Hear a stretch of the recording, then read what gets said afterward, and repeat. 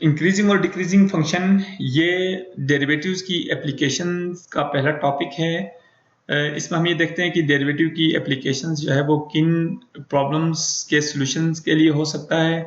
तो पहले बात करते हैं इंक्रीजिंग एंड डिक्रीजिंग फंक्शन की, कि किसी फंक्शन के इंक्रीजिंग होने का क्या मतलब है। तो एक function f of x is said to be increasing in an interval ab if f of x1 is less than f of x2 when x1 is less than x2 for all x1 x2 belongs to the interval।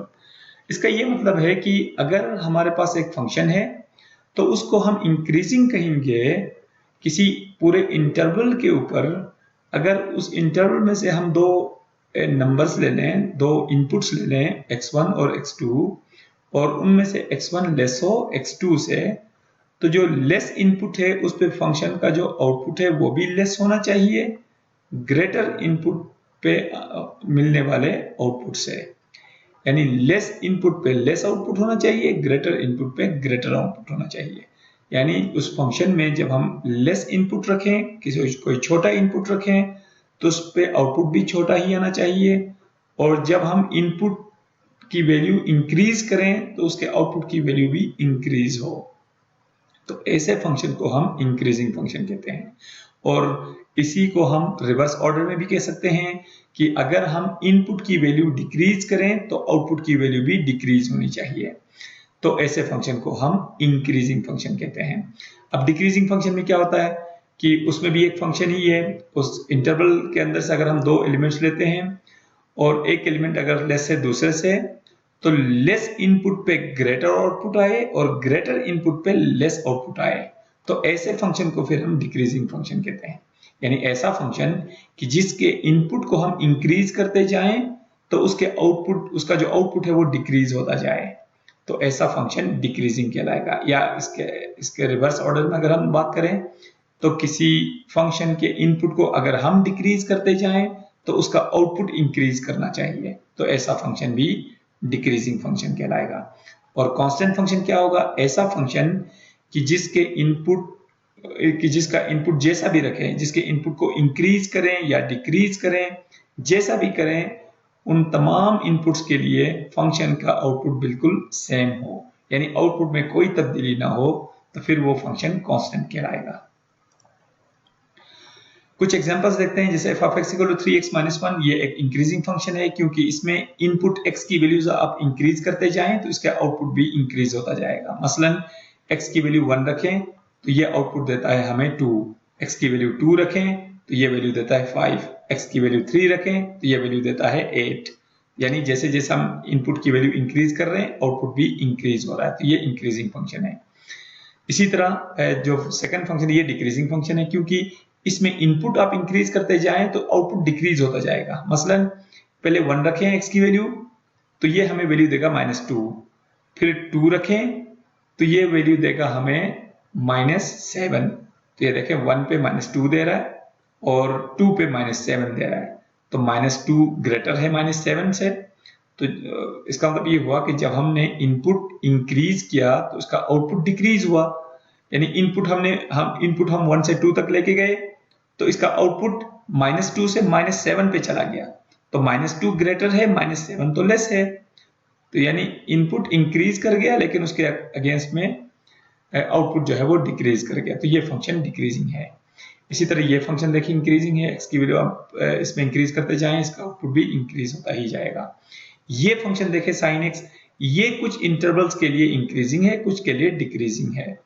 For example अगर हम 0 से लेके π/2 तक की बात करें तो ये फंक्शन जो है वो इंक्रीजिंग है, लेकिन π/2 से लेके अगर हम 3π/2 तक की बात करें तो ये फंक्शन फिर डिक्रीजिंग है।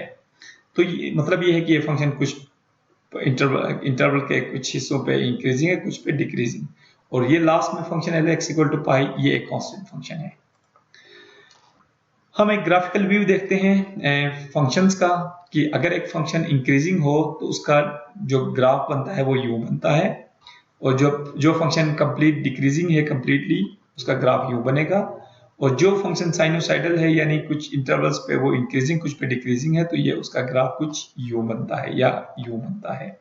तो इसका मतलब ये हुआ कि एक फंक्शन पूरे डोमेन पे इंक्रीजिंग भी हो सकता है, पूरे डोमेन पे डिक्रीजिंग भी हो सकता है, या डोमेन के कुछ इंटरवल्स पे वो इंक्रीजिंग और कुछ पे डिक्रीजिंग और कुछ पे कांस्टेंट भी हो सकता है। तो यानी तीनों पॉसिबिलिटीज जो है वो एक फंक्शन के लिए मौजूद हैं। अब हम देखते हैं nature of function and derivative. अब फंक्शन का जो ये वाला नेचर है कि फंक्शन इंक्रीजिंग है या डिक्रीजिंग है या कांस्टेंट है, इस नेचर को हम डिटरमिन कर सकते हैं डेरिवेटिव्स के थ्रू। यानी डेरिवेटिव्स के जरिए हम फंक्शन का ये नेचर मालूम कर सकते हैं कि एक फंक्शन किस पॉइंट पे या किस इंटरवल पे इंक्रीजिंग है, किस इंटरवल पे डिक्रीजिंग है, हम ये बता सकते हैं। वो कैसे, आइए देखते हैं।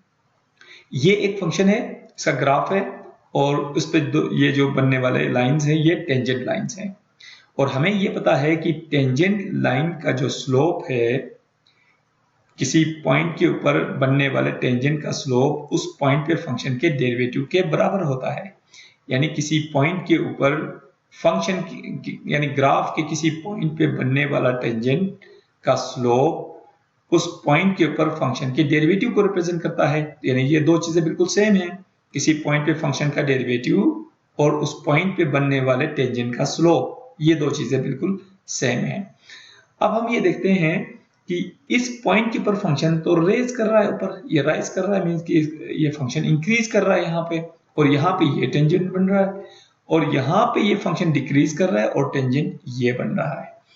अब हम इस टेंजेंट का जरा स्लोप चेक करते हैं। स्लोप किसे कहते हैं? एंगल ऑफ इंक्लाइनेशन का टेंजेंट। यानी एंगल ऑफ इंक्लाइनेशन कैसे बनता है? हॉरिजॉन्टल लाइन का टेंजेंट लाइन के साथ जो एंगल बनेगा उस एंगल को हम कहते हैं एंगल ऑफ इंक्लाइनेशन, वो जो एक्यूट एंगल बनेगा यानी बिटवीन 0 एंड 90। तो इस केस में जो एंगल बनता है वो एंटी क्लॉकवाइज बनेगा, यूं, यानी इस हॉरिजॉन्टल लाइन से एक्स एक्सिस से टेंजेंट लाइन तक यूं बनेगा एंटी क्लॉकवाइज, और ये एंगल पॉजिटिव होगा। और इस केस में एंगल बनेगा यहां से डाउनवर्ड यानी क्लॉकवाइज, और यहाँ पे एंगल नेगेटिव होगा। इसका मतलब ये हुआ कि यहाँ पे टेंजेंट का स्लोप पॉजिटिव है और यहाँ पे टेंजेंट का स्लोप नेगेटिव। तो हम ये कंक्लूड कर सकते हैं कि जिस पॉइंट पे फंक्शन इंक्रीजिंग होगा वहां टेंजेंट का स्लोप पॉजिटिव होगा, यानी वहां पे फंक्शन का डेरिवेटिव पॉजिटिव होगा, और जिस पॉइंट के ऊपर फंक्शन डिक्रीजिंग हो वहां पे टेंजेंट का स्लोप नेगेटिव होगा, यानी उस पॉइंट पे फंक्शन का डेरिवेटिव नेगेटिव होगा।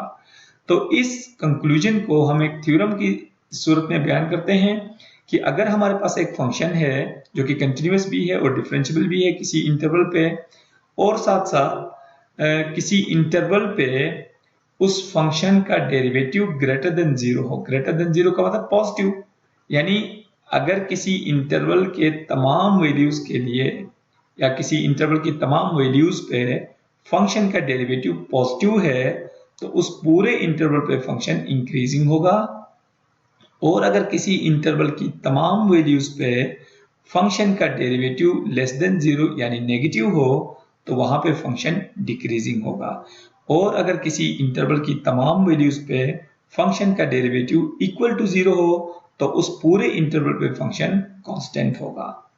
तो ये एक थ्योरम है, इसी थ्योरम के जरिए हम किसी भी फंक्शन का नेचर मालूम कर सकते हैं कि वो किस इंटरवल पे इंक्रीजिंग है, कहाँ डिक्रीजिंग है। तो एक एग्जांपल देखते हैं कि find the intervals on which f of x equal to x square minus 4x plus 3 is increasing and the intervals on which function is decreasing। तो एक फंक्शन दिया गया है हमें f of x equal to x square minus 4x plus 3 जिसका ये graph भी बनाया है हमने। तो अब ये देखते हैं कि ये कहाँ इंक्रीजिंग होगा, कहाँ डिक्रीजिंग होगा। थ्योरम ने हमें ये बताया कि जहां इसका डेरिवेटिव पॉजिटिव होगा वहां ये फंक्शन इंक्रीजिंग होगा, जहां इसका डेरिवेटिव नेगेटिव होगा वहां ये फंक्शन डिक्रीजिंग होगा। तो पहले इसका मालूम करते हैं हम डेरिवेटिव। अब डेरिवेटिव कैसे मालूम करें ये हम पहले सीख चुके हैं। तो इस फंक्शन का डेरिवेटिव होगा 2x - 4, क्योंकि x स्क्वायर का डेरिवेटिव 2x, -4x का डेरिवेटिव 4 और 3 का डेरिवेटिव 0। तो ये 2x - 4 इस फंक्शन का डेरिवेटिव है। अब हमें ये देखना होगा कि इस डेरिवेटिव की वैल्यू कहाँ पॉजिटिव है, कहाँ नेगेटिव है। तो हम ये देखते हैं कि f' लेस देन 0 कहाँ पे होगा, और ये मतलब हमने गेस नहीं करना है बल्कि हम कैलकुलेट कर सकते हैं। 2x - 4 को लेस देन 0 रखें तो हमारे पास x की वैल्यू लेस देन 2 आ जाएगी, और जब हम f' की वैल्यू ग्रेटर देन 0 रखते हैं यानी 2x - 4 को ग्रेटर देन 0 रखते हैं और सॉल्व करते हैं तो x ग्रेटर देन 2 ये वैल्यू आ जाएगी। तो हम ये कंक्लूड कर सकते हैं कि इस फंक्शन का डेरिवेटिव लेस देन 0 है जब x की वैल्यू लेस देन 2 हो, और फंक्शन के डेरिवेटिव की वैल्यू ग्रेटर देन 0 यानी पॉजिटिव है अगर x की वैल्यू ग्रेटर देन 2 हो। यानी जब x की वैल्यू लेस देन 2 हो तो फंक्शन का डेरिवेटिव नेगेटिव है, जब x की वैल्यू ग्रेटर देन 2 हो तो फंक्शन का डेरिवेटिव पॉजिटिव है। तो थ्योरम ने ये बताया था कि जिस इंटरवल पे फंक्शन का डेरिवेटिव पॉजिटिव होगा वहां फंक्शन इंक्रीजिंग, और जिस इंटरवल पे फंक्शन का डेरिवेटिव नेगेटिव हो वहां फंक्शन डिक्रीजिंग। तो हम ये कह सकते हैं कि x लेस देन 2 के लिए यानी 2 से लेस वैल्यूज के लिए फंक्शन का डेरिवेटिव चूंकि नेगेटिव है इसलिए फंक्शन डिक्रीजिंग होगा, और 2 से लेस कहां तक, 2 से लेके -इंफिनिटी तक, इन तमाम वैल्यूज के लिए फंक्शन डिक्रीजिंग होगा। और 2 से x की वैल्यू ग्रेटर देन 2 के लिए यानी 2 से ग्रेटर वैल्यूज के लिए चूंकि फंक्शन का डेरिवेटिव पॉजिटिव है इसलिए फंक्शन इंक्रीजिंग होगा 2 से ग्रेटर कहां तक, +इंफिनिटी तक। एक और एग्जांपल है, find the intervals on which this function is increasing and the intervals on which this is decreasing. तो बिल्कुल सेम प्रोसीजर होगा, पहले फंक्शन का डेरिवेटिव मालूम करते हैं। तो इसके फंक्शन का डेरिवेटिव है 3x²। अब हम ये देखते हैं कि 3x² की वैल्यू कहाँ पॉजिटिव है कहाँ नेगेटिव है। क्योंकि x² की वैल्यू नेगेटिव हो ही नहीं सकती, क्योंकि किसी भी नंबर का जब स्क्वायर लिया जाएगा तो वो पॉजिटिव ही होगा। तो हम ये कह सकते हैं कि इस फंक्शन का डेरिवेटिव कहीं भी नेगेटिव नहीं है। इस फंक्शन का डेरिवेटिव x की हर वैल्यू के लिए पॉजिटिव है। इसका मतलब ये हुआ कि ये फंक्शन पूरे डोमेन पे इंक्रीजिंग है। इसलिए हमने कह दिया कि f is increasing in the interval 0 to -infinity and f is increasing in the interval 0 to +infinity. यानी 0 से लेस सब वैल्यूज के लिए इंक्रीजिंग है और 0 से ग्रेटर तमाम वैल्यूज के लिए भी फंक्शन इंक्रीजिंग है। यानी ये जो फंक्शन है वो फॉर ऑल रियल वैल्यूज के लिए इंक्रीजिंग है।